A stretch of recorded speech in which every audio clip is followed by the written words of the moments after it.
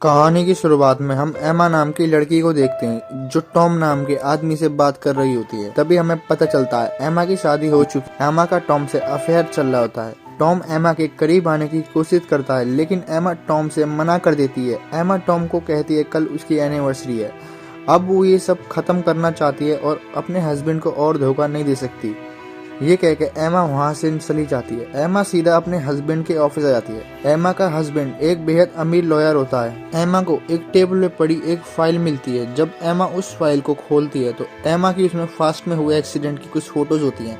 एमा के ऊपर एक बॉबी नाम के आदमी ने अटैक किया था और एमा ने खुद को बचाने के लिए उसकी आंख फोड़ दी थी।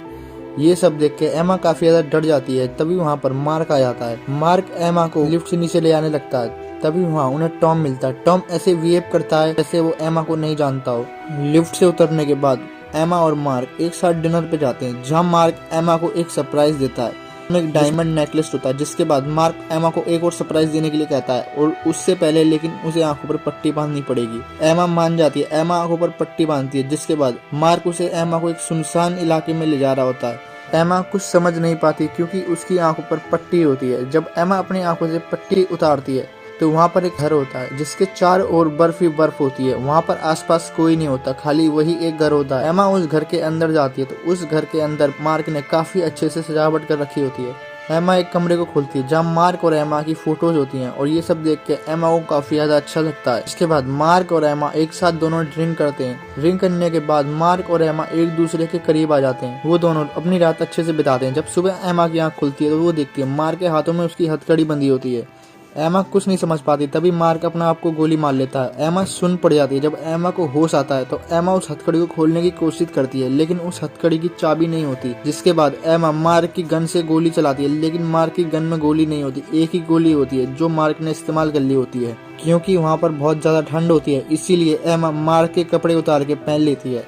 एमा मार्क के बेजान शरीर को उठाकर खींचने लगती है। एमा मार्क के बेजान शरीर को खींच के अलमारी की तरफ लेके जाती है जहाँ एमा को अपनी शादी की ड्रेस मिलती है। जब एमा उस ड्रेस को उतारती है तो उसके पीछे एक तिजोरी होती है। एमा उस ड्रेस को मार्क के नीचे लगा देती है और मार्क को खींचने लगती है। एमा मार्क को खींचते हुए पूरे घर में ढूंढती है लेकिन एमा को एक भी नुकीली चीज नहीं मिलती जिससे वो हथकड़ी काट सके। एमा का मार्क ने फोन भी खराब कर दिया होता है जिससे एमा किसी को मदद के लिए ना बुला सके। जिसके बाद एमा फिर से मार्क के बेजान शरीर को खींचने लगती है, पूरे घर में ढूंढने लगती है जहाँ एमा को एक मार्क की गाड़ी की चाबी मिलती है। जब एमा उस गाड़ी की चाबी को उठा के मार्क के बेजान शरीर को दोबारा से खींच के गाड़ी की तरफ लेके जाती है और उस गाड़ी में बिठाती है लेकिन वो गाड़ी स्टार्ट नहीं होती। मार्क ने उस गाड़ी का सारा पेट्रोल खाली कर दिया होता है। एमा को मार्क पे काफी ज्यादा गुस्सा आता है लेकिन एमा कुछ नहीं कर सकती, एमा फंस चुकी है। तभी गाड़ी का रेडियो ऑन हो जाता है जिसमें मार्क ने एमा के लिए मैसेज छोड़ा होता है। मार्क बताता है वो टॉम और एमा के बारे में सब जान चुका था लेकिन एमा काफी ज्यादा हैरान होती है इस सब के लिए वो भला अपना आप को गोली क्यों मारेगा। जिसके बाद एमा मार्क के बेजान शरीर को घर के अंदर लेके आती है।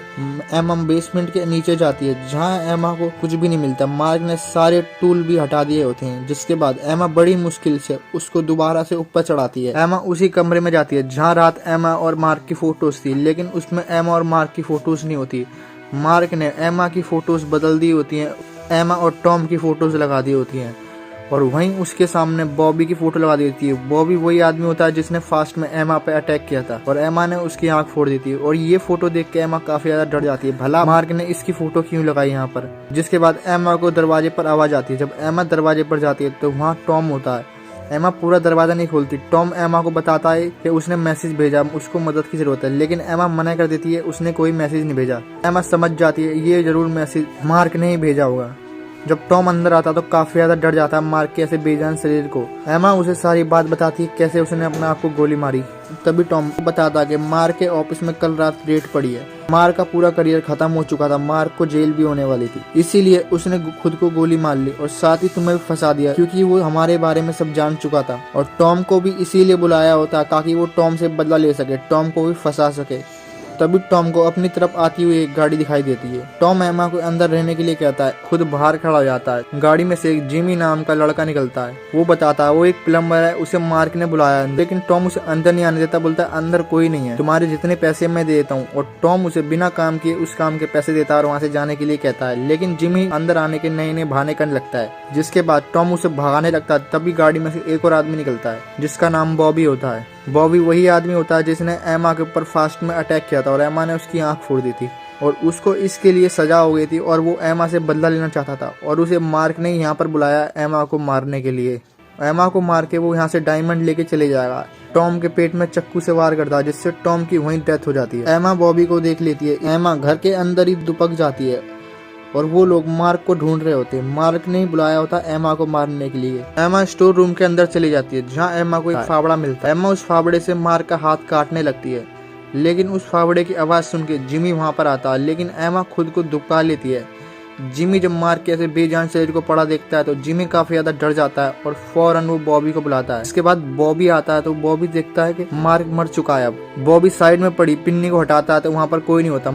एमा ने खुद को छुड़ा लिया होता है लेकिन बॉबी की नजर तभी जमीन पर पड़ती है जिससे बॉबी समझ जाता है एमा यहीं पर है क्योंकि कोई भी बर्फ में नंगे पैर नहीं भाग सकता। इसके बाद बॉबी और जिमी एमा को ढूंढने लगते हैं लेकिन एमा वहीं दुबकी होती है। एमा उन लोगों के जाने के बाद स्टोर रूम में पड़े फ्यूल टैंक को उठाकर अपनी गाड़ी के पास ले जाती है और अपनी गाड़ी में फ्यूल भरने की कोशिश करती है लेकिन तभी बॉबी को कुछ आवाज आती है स्टोर रूम से। जब बॉबी स्टोर रूम में जाता है तो वहाँ देखता है कि कोई भी नहीं होता। वहाँ पर गाड़ी होती है, गाड़ी में पेट्रोल भर रहा होता है।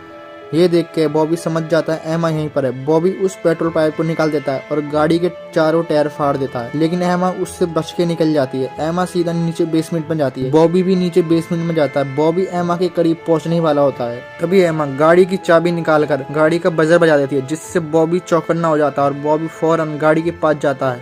जब बॉबी गाड़ी के पास जाता है तो वहाँ पर कोई नहीं होता। बॉबी समझ जाता है ये एमा ने जानबूझ के किया है ताकि वो बॉबी को दूर भेज सके जिससे बॉबी को काफी ज्यादा गुस्सा आता है एमा पर।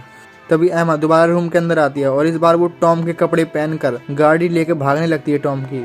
लेकिन तभी वहाँ बॉबी आ जाता है और बॉबी एमा को पकड़कर उसी तिजोरी के पास लेके जाता है। बॉबी एमा का हाथ दोबारा से मार्क के हाथ में बांध देता है। बॉबी एमा का अंगूठा काटने लगता है जिससे एमा भागे ना लेकिन जिमी ऐसा करने से मना करता है लेकिन बॉबी जिमी की बात नहीं सुनता जिससे जिमी पास ही में पड़ी गन से बॉबी को मारने के लिए कहता है लेकिन बॉबी मना करता है। लेकिन जिमी उससे बोलता है कि ये काम हम बिना मारे भी कर सकते हैं जिसके बाद बॉबी मान जाता है। बॉबी कहता है ठीक है तुम्हें जो करना करो।